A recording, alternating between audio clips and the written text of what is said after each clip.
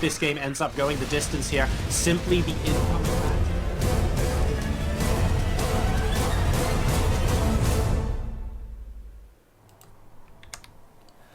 Good evening, and welcome everybody to a Heroes of the Storm hero introduction. I'm Jarasar, and this evening we're going to be taking a quick look at Muradin the Mountain King.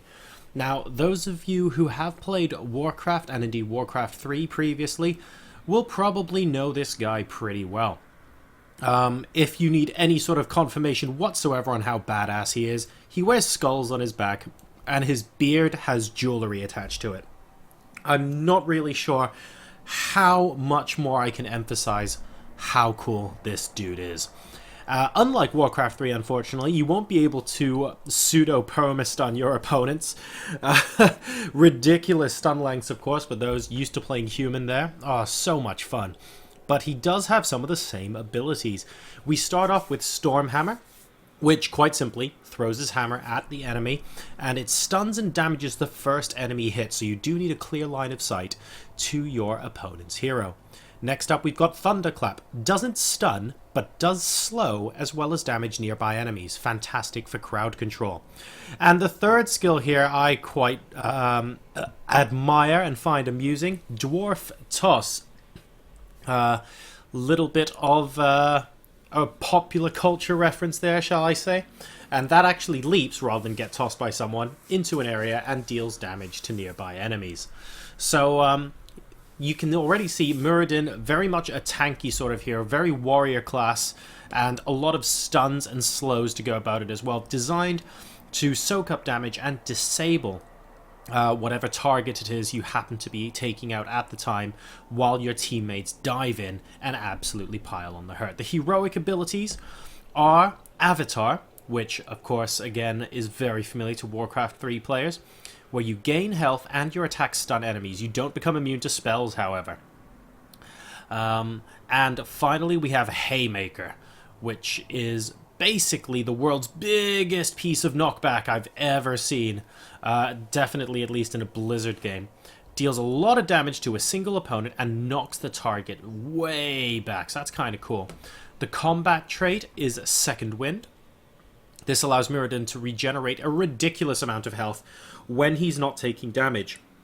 Those of you who play StarCraft, think Reapers in Heart of the Swarm on absolute overcharge. This guy heals immensely quickly when he's not actually fighting. So we're going to go ahead and take a look now at what Muradin looks like inside a game.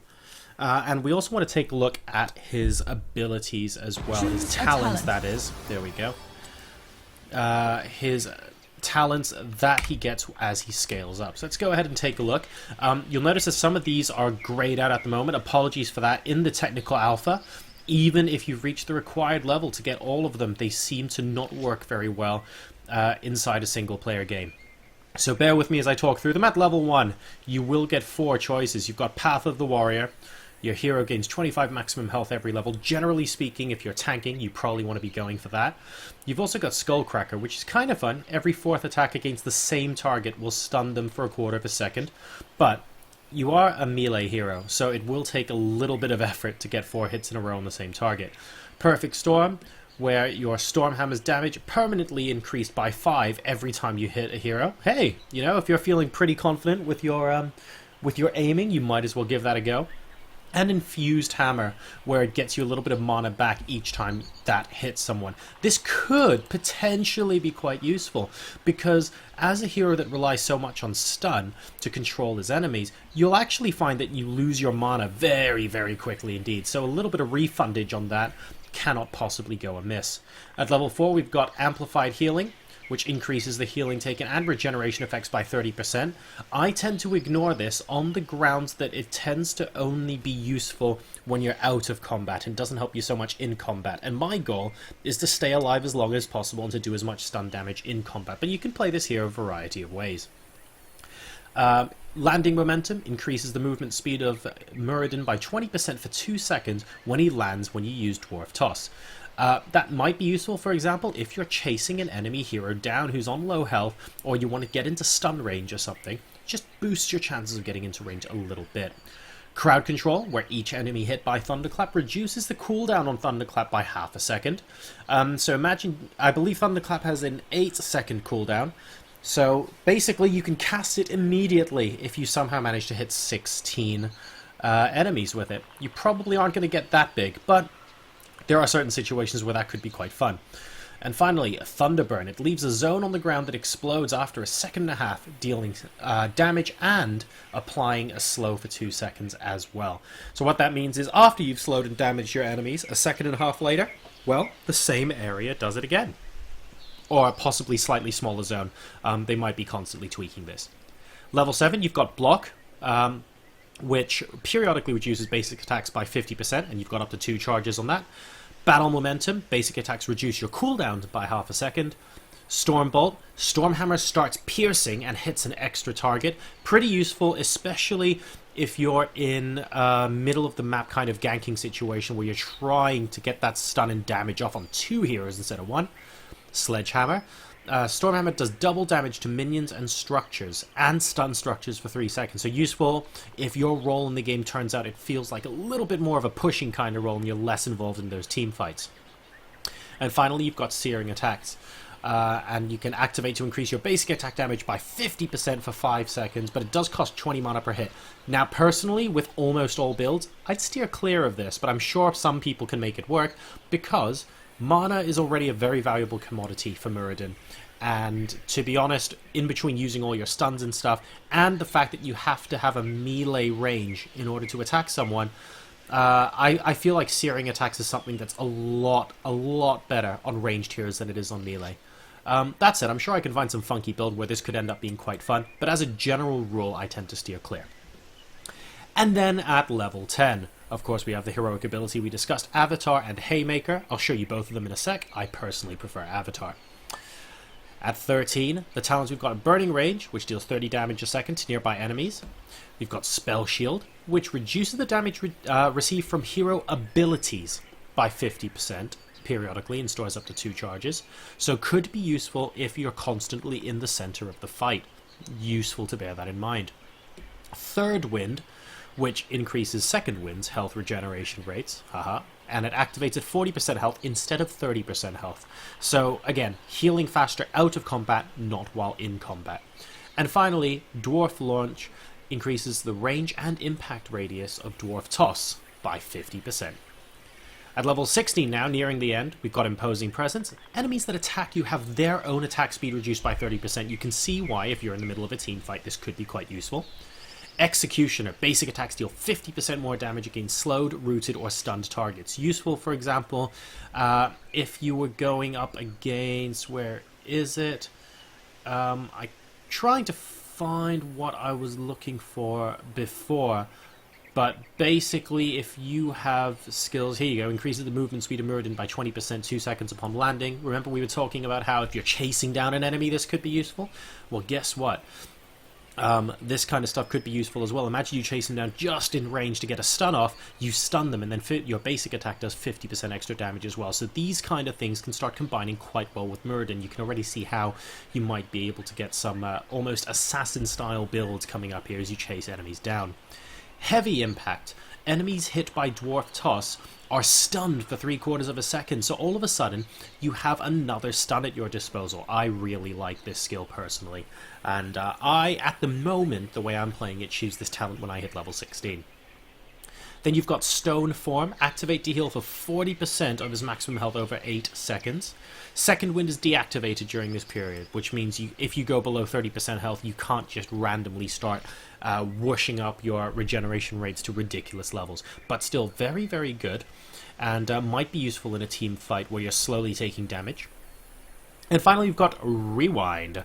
Activate to reduce the cooldown of your basic abilities by 10 seconds.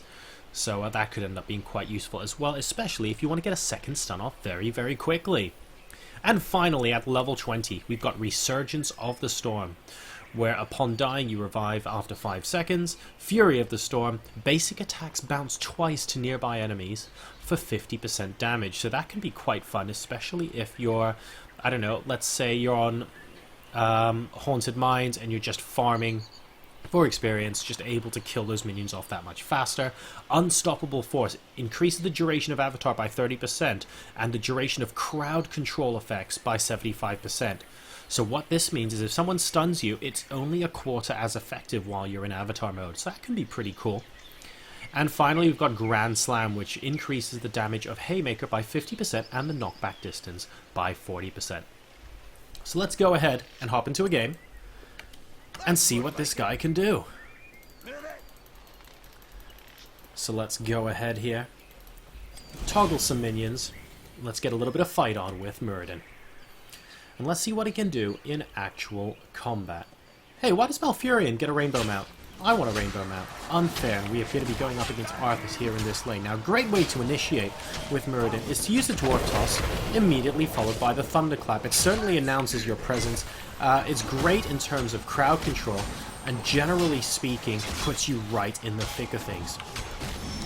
And, well, you can see I'm actually taking a little bit of damage from Arthas here, but I can stun him while I still have a couple of minions alive, essentially because I know that he's going to be targeted by multiple angles. And this stun, as you can see, is just so unbelievably versatile.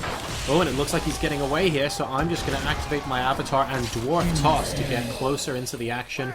And if you take a look at how much hit points I'm getting, I mean, technically I could put a couple of pot shots off against these towers and not even worry about it in the meantime. No, I'm not quite invincible or anything like that. That's an example of what to do when somebody runs up to you and maybe you're trying to run away, for example. But you can tank an awful lot of damage while in Avatar mode, and I hope that was a good demonstration. So Arthas once again getting hit down by a ridiculous number of minions, and that means my stun's even more effective because the minions are helping me to deal this damage, which is great. And this is the kind of thing you want to be able to do. I'm not sure I can get away with that this time around. Well, it looks like I can, but under normal circumstances I probably wouldn't quite be able to do this. Ooh, and now would also be in the way. Arthas, why won't you die? Arthas, why won't you die? Doesn't look like he feels like dying today. Not a problem. But you can kind of understand the reasons behind why Muradin is just such a good, fun, tanky hero to play. I really enjoy the fact that I am able to, at any point, just jump into a team fight and initiate like that. I really like the Dwarf Toss Thunderclap combo. You can just stay in there. People can't ignore you. You're a massive, massive threat in a team fight, and sooner or later, you're going to have to start getting focused down. And you've got your Avatar. If you really want to tank a lot more damage, you're able to stun someone, don't have to worry too much about it. And once your health does actually go down a bit, you can escape from sticky situations using this Dwarf Toss, run back to your base. Well, guess what? Someone deciding to chase you, that's okay. You can stun them and keep walking. Get back to your healing or wherever it is you need to get back to, and come back out. There are even great situations where, for example, you're one side of the wall and Stitches devours you and carries you over or hooks you over here. You can use the Dwarf Toss to comfortably navigate that as well. So all sorts of cool things can happen with Muradin. A great initiator of fights, fantastic tanky hero, and generally speaking, a massive, massive pivotal player in team fights.